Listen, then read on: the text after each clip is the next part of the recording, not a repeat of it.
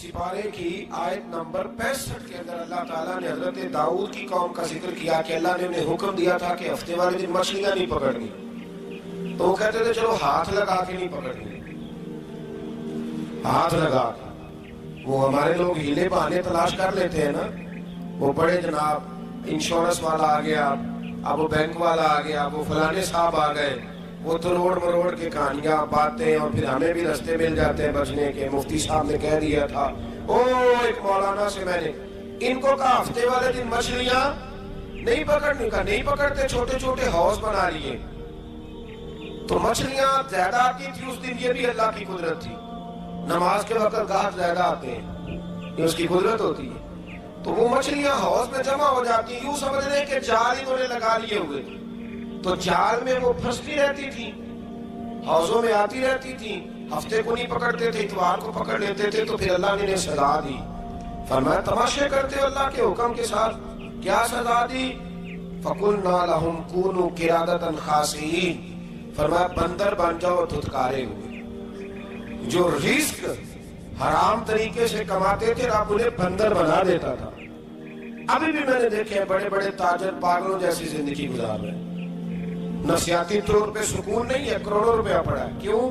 इसलिए कि रब के बताए हुए तरीके के मुताबिक तिजारत नहीं करते। आगे एक और दिलचस्प बात आ गई, बनी इसराइल के अंदर ना एक शख्स ने अपने चचा को कत्ल कर दिया जायदाद के लिए। ये देखे कब से लोग जायदाद के लिए कत्ल करते आ रहे हैं।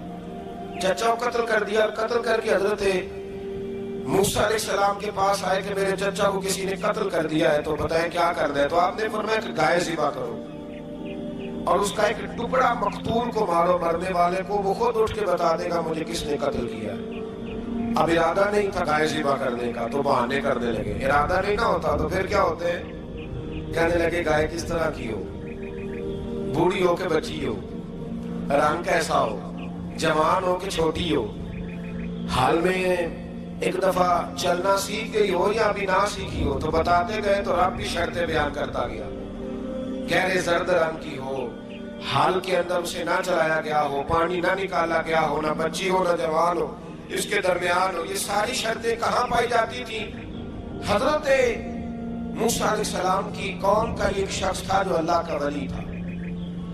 वो जब इंतकाल करने लगा ना, अल्लाह अकबर, देखो रब वलियों की औलादों पर भी कितना फजल फरमाता है।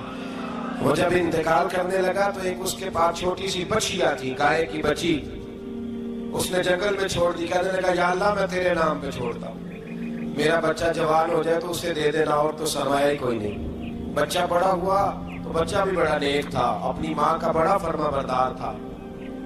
उसकी माँ ने कहा बेटा तेरे बाप ने एक गाय छोड़ी थी। तो बच्चा जंगल में गया और जाके कहने लगा ऐ अल्लाह मेरी गाय मुझसे मिला दे। तो रब करीम ने वो गाय वापस कर दी। वो गाय घर ले आया।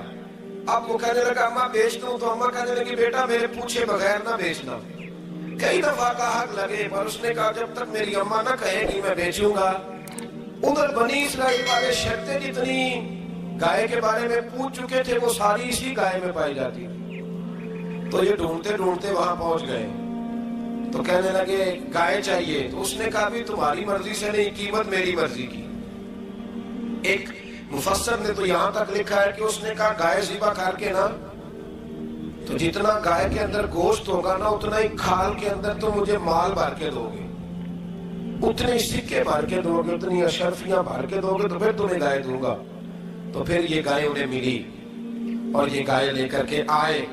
ज्यादा सवालात ना करते तो ज्यादा उलझते ना। हम भी दीन के मामले में बड़े सवाल जवाब करते हैं, उतना सवाल करें जितनी उसकी जरूरत है। इन लोगों ने सवाल ज्यादा किए तो फिर उलझ ज्यादा गए। तो मेरे भाई इसका जिक्र भी अल्लाह तबारक व तआला ने पहले पारे के अंदर बयान फरमाया। फिर अल्लाह करीम ने फरमाया कि कुछ ऐसे लोग भी हैं यहूदियों में से जिनका दावा हो गया है कि हम अल्लाह के बड़े प्यारे हैं। फरमाया ये सिर्फ उनके मुंह की बातें, ये तो क़यामत में पता चलेगा ना कि अल्लाह का प्यार किसके साथ ज्यादा है। और फिर ये भी यहूदियों ने दावा किया है, इसी पारे में अल्लाह फरमाते हैं कि इनका दावा है कि हम अल्लाह के बड़े प्यारे हैं, जन्नत में हम ही जाएंगे। तो अल्लाह फरमाते हैं फिर मरने की दुआ तो करो, जन्नत में तो मर के जाना है ना। लेकिन आप फरमाते हैं ये कभी मरने की दुआ نہیں کریں گے، اس لیے کہ انہیں پتہ ہے کہ ہم نے آخرت کے لیے کیا بھیجا۔ لیکن جی پہلا حکم آ گیا یا ایھا الذین آمنوا کہہ کے پہلی آیت قرآن پاک پہلے سپارے میں پہلی آیت جس میں اللہ نے کہا یا ایھا الذین آمنوا، تو پہلا حکم آمنوا کہہ کے آیت نمبر 104 میں جو اللہ نے حکم دیا ہے نا، وہ نبی پاک کی تعظیم کا حکم ہے۔ پہلا حکم ہی اللہ نے حضور کی عزت اور ناموس کا ارشاد فرمایا۔ پہلا اس ترتیب کے لحاظ سے وہ ہوا یہ کہ جب نبی پاک کو بات ارشاد کرتے تو صحابہ کرام اٹھ کے عرض کرتے رائنا یا رسول اللہ، حضور سمجھ نہیں آئی ذرا رعایت کر دے۔ تو یہودیوں کی عبرانی زبان کے اندر ذرا کھینچ کے پڑھتے تھے رائنا، تو اس کا معنی بنتا تھا معاذ اللہ اے ہمارے چرواہے، بکریاں چرانے والے کو بھی وہ رائنا کہتے تھے۔ تو جب صحابہ یہ کہنے لگے تو اللہ نے منع کر دیا، فرمایا میرے محبوب کے غلاموں، اس لفظ کے پیچھے چھپ کے، اس لفظ کے پیچھے چھپ کے لوگ میرے نبی کی بے ادبی کر جاتے ہیں، تو جس لفظ کا کوئی ایک معنی بے ادبی والا بنتا ہو وہ لفظ بھی میرے نبی کے لیے نہ کہو، لفظ وہ والے کہو جس میں کوئی بے ادبی کا معنی نکلے نہ۔ یہاں لوگوں نے بڑے بڑے لفظ نہیں بول دیے، پھر کہتے میرا مطلب یہ تھا، میرا مطلب وہ تھا، تو تو نے وہ لفظ بولا کیوں جس کا کوئی غلط مطلب بھی نکل سکتا تھا۔ اللہ نے فرمایا یا ایھا الذین آمنوا لا تقولوا رائنا، اے ایمان والو رائنا کہو ہی نہ۔ تو یا اللہ کیا کہیں؟ فرمایا وقولوا انظرنا، تم کہو یا رسول اللہ ایک نظر فرمائیے، انداز دیکھیے، انظرنا ایک نظر۔ تو ہمارے بزرگ تو پہلے بڑے پیار والوں کہہ دیا یا رسول اللہ انظر حالنا، کہتے کہاں سے لاتے ہو جملے؟ میں نے کہا اللہ کی کتاب سے۔ یا رسول اللہ انظر حالنا یا حبیب اللہ اسمع قالا، تو تم کہو انظرنا، محبوب نظر کرم کرے، واسمعوا، اور کیا ضرورت ہے دوبارہ پوچھنے کی؟ اللہ کہتا ہے پہلے ہی دھیان سے سنا کرو، پہلے ہی واسمعوا، پہلے یہ احتیاط سے سنو، وللکافرین عذاب الیم، اور کافروں کے لیے دردناک عذاب ہے۔ لیکن اسی پارے میں اللہ تبارک و تعالیٰ نے پھر اہل یہود کا ذکر کیا، تو یہود کہنے لگے کہ ہم حضرت ابراہیم کے ماننے والے ہیں، تو اللہ کریم نے وہ بھی ذکر کیا کہ میں نے تو ابراہیم کو آزمایا ہے، وَإِذِ ابْتَلَىٰ إِبْرَاهِيمَ رَبُّهُ بِكَلِمَاتٍ فَأَتَمَّهُنَّ، ہم نے ابراہیم کو کچھ چیزوں سے آزمایا ہے، وہ ہماری آزمائش پہ پورے اترے۔ قَالَ إِنِّي جَاعِلُكَ لِلنَّاسِ إِمَامًا، تو پھر ہم نے انہیں کہا کہ ہم آپ کو پوری دنیا کا امام بنائیں گے۔ وہ آزمائش کیا تھی؟ آگ میں جانا بھی آزمائش، بیٹے کا نہ ہونا بھی آزمائش، بیٹا ہوا تو پھر اسے وادی غیر ذی زرع میں چھوڑ کے آنا بھی آزمائش، بڑا ہوا تو پھر ذبح کرنا بھی آزمائش۔ فرمایا جہاں جہاں آزمایا ہے نا، ابراہیم ہماری آزمائش میں پورے اترے۔ فرمایا تو مفت میں حضرت ابراہیم کی اولاد بنتے ہو اور ان کا نام لیتے ہو اور ان کے ساتھ اپنا تعلق بناتے ہو، دیکھو تو صحیح وہ کتنی آزمائشوں سے گزرے۔ تو اس کا بھی اللہ نے اسی میں ذکر فرمایا۔ اور پھر وہ بات کرتے تھے حضرت یعقوب کی اور حضرت اسحاق کی، تو فرمایا وہ تو ہمارے اتنے خاص بندے تھے کہ وصال کا وقت بھی انہوں نے اپنی اولادوں کو نصیحت فرمائی تھی کہ اللہ کی توحید پہ قائم رہنا، اس کا ذکر بھی اللہ نے اسی پارے میں بیان فرمایا۔ اور جو حضرت ابراہیم اور جناب اسماعیل نے کعبہ تعمیر کیا تو اس کا ذکر بھی اللہ تعالیٰ نے اسی بارے میں فرمایا۔ اور فرمایا جب وہ کعبہ بنا رہے تھے تو کہہ رہے تھے ربنا تقبل منا، کہہ رہے تھے اے اللہ بنا ہم نے دیا ہے پر مہربانی فرما ہم سے قبول فرما لے۔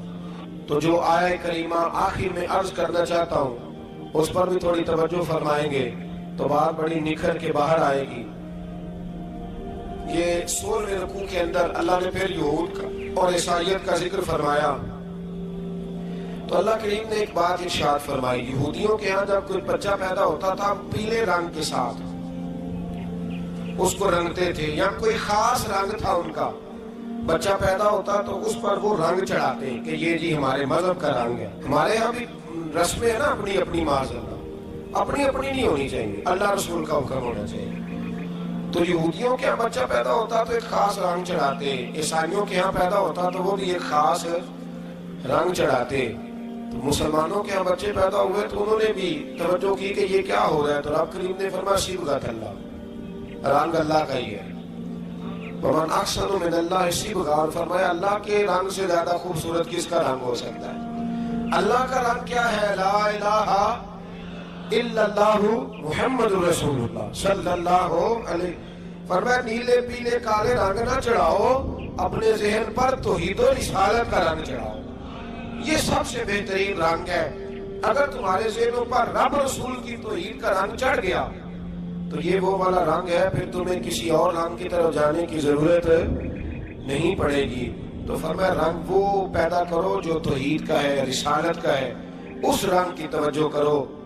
قرآن مجید کے اس پارے میں اللہ کریم نے مختلف باتیں بیان کر کے آخری رکوع میں یہ جو رنگ کا ذکر فرمایا نا، تو یہ لگتا ہے پورے پارے کا خلاصہ ہے کہ رب کریم نے فرمایا اصل بات یہ ہے کہ تمہاری سوچوں پہ رب رسول کی توحید و رسالت کا رنگ ہونا چاہیے۔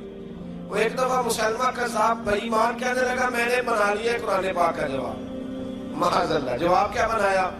وہ سورۃ ہے نا القاریہ مالقاریہ، وما ادراک مالقاریہ، کھڑکھڑانے والی کیا ہے؟ کھڑکھڑانے والی، تمہیں کیا پتا کیا ہے کھڑکھڑانے؟ قیامت کا ذکر ہے۔ کہنے لگا میں نے اس کی ایسی صورت بنا لیا، تو کیا بنایا؟ الفیل مالفیل، وما ادراک مالفیل۔ کہنے لگا ہاتھی، تمہیں کیا پتا کیا ہاتھی؟ تم کیا جانو کیا ہاتھی؟ تو پاس جو اس کے اپنے بیٹھے تھے نا چیلے، کہنے لگے چپ کر جا، سارے زمانے کو پتا ہے ہاتھی کیا ہوتا ہے۔ تو پاگل ہے، اس کے دو کان ہوتے ہیں، ایک سونڈ ہوتی ہے، چار اس کے پیر ہوتے ہیں۔ بیوقوف آدمی قرآن کا مقابلہ کرنا ہے تو وہ چاٹی کے ساتھ کھا رہا ہے، پاگلوں کی طرح مقابلہ کرے گا، جوتے کھائے گا بھی، ہمیں بھی پڑھوائے گا۔ تو قرآن مجید کا کوئی مقابلہ کر سکا؟ تو اس آیت مبارکہ میں اللہ نے کافروں کو یہ کہا اگر مقابلہ نہیں کر سکتے تو پھر اللہ سے ڈرو، ورنہ دوزخ میں ڈالے جاؤ گے، وہ جس کا ایندھن آدمی اور پتھر ہے، اور بنائی بھی کافروں کے لیے گئی ہے۔ اعدت للکافرین، جہنم کس کے لیے بنائی گئی ہے؟ کافروں اور منافقوں کے لیے۔ مسلمانوں کے لیے بنائی گئی، مسلمان مرضی سے چھلانگے لگائیں تو ان کی موج ہے، ورنہ ان کے لیے جہنم، ان کے لیے اللہ نے جنت بنائی ہے۔ اور یہ بات کرتے ہی رب کریم نے فرمایا اے محبوب علیہ السلام، مومنوں کو خوشخبری دے دے کہ اللہ نے ان کے لیے جنت بنائی ہے، اس میں باغات ہیں، انہیں رزق دیا جائے گا کھانے کے لیے، اور اس میں انہیں پاکیزہ بیویاں دی جائیں گی، اور پھر وہ اس میں ہمیشہ رہیں گے، انہیں اس سے نکالا نہیں جائے گا۔ آگے جو آیات کریمہ ہے نا، اس کے اندر اللہ تبارک و تعالیٰ نے فرمایا ہے کہ اللہ حیا نہیں کرتا سمجھانے کے لیے مچھر کی مثال بھی دینی پڑے۔ فرمایا قرآن سے کچھ لوگ ہدایت حاصل کرتے ہیں، کچھ گمراہ ہو جاتے ہیں۔ جب لوگ اپنی مرضی کی تشریحات چاہتے ہیں تو گمراہ ہوتے ہیں، اور جب قرآن کو رسول اللہ صلی اللہ علیہ وسلم اور امت مسلمہ کی تشریحات کی روشنی میں سمجھتے ہیں تو پھر اللہ ہدایت عطا فرماتا ہے۔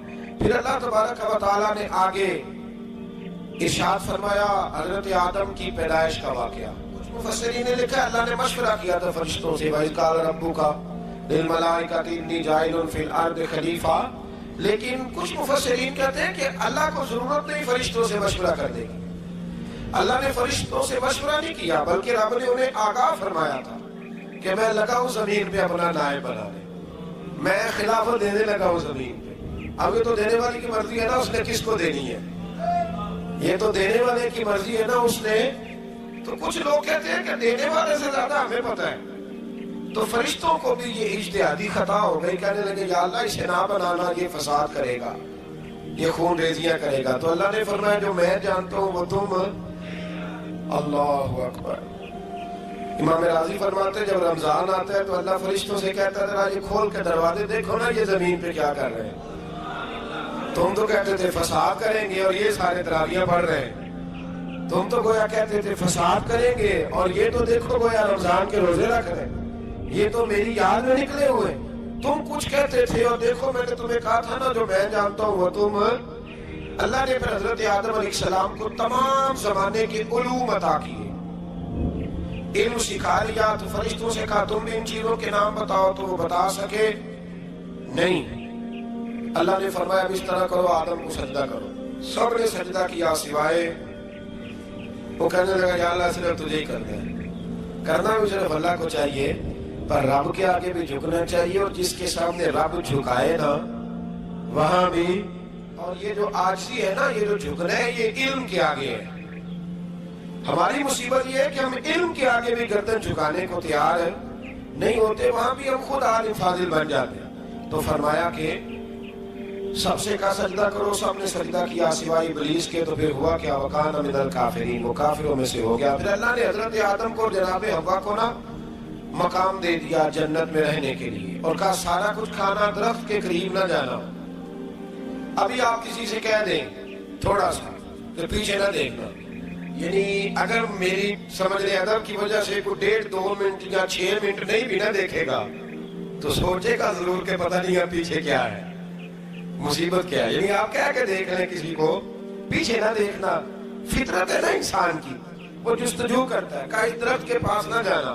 تو حضرت حوا سلام اللہ علیہ کہتے ہیں دل میں خیال رہتا تھا کہ آخر ہے کیا درخت کے پاس۔ یہی انسان کا عقیدہ توحید ہے کہ جہاں سے رب منع کر دے وہاں وہ منع ہو جائے، اور یہ ان کی خطا نہیں تھی، یہ اللہ کی حکمت تھی، چونکہ رب نے تو پہلے کہہ دیا تھا بنایا ہی زمین کے لیے، تو یہ تو سارا کچھ ہونا تھا تو زمین پہ آنا تھا نا۔ تو حضرت حوا اور جناب آدم کے پاس شیطان آیا، اس کو نکال تو دیا تھا پر ابھی اس کا جنت میں آنا جانا بند نہیں ہوا تھا، یہ بھی اللہ کی حکمت تھی۔ تو وہ کہنے لگا تمہیں پتہ ہے بعد میں مر جاؤ گے؟ تو حضرت حوا کہنے لگی کیا موت بھی آئے گی؟ کہاں، اس کی تکلیف بھی بڑی ہوگی، تو پھر بچیں گے کیسے؟ تو کہنے لگے پھل کھا لو اس درخت کا، تو بچنے کے لیے پھل کھایا تھا۔ اس طرح لوگ آج بہت سارے کام بچنے کے لیے کرتے ہیں پر بچ سکتے، بچنے کے لیے پھل کھایا تو اللہ نے فرمایا زمین پہ چلے جاؤ۔ تو حضرت آدم زمین پہ آئے، پھر کئی 100 سال روتے رہے، فَتَلَقَّى آدَمُ مِن رَبِّهِ کَلِمَاتٍ، تو پھر اللہ نے خود ہی جناب آدم کو کچھ کلمے سکھائے۔ علامہ اسماعیل حقی فرماتے ہیں وہ کلمے یہ تھے کہ حضرت آدم نے میرے نبی کا وسیلہ پیش کیا، اللہ کریم نے جناب آدم کی دعا کو مقبول فرما لیا۔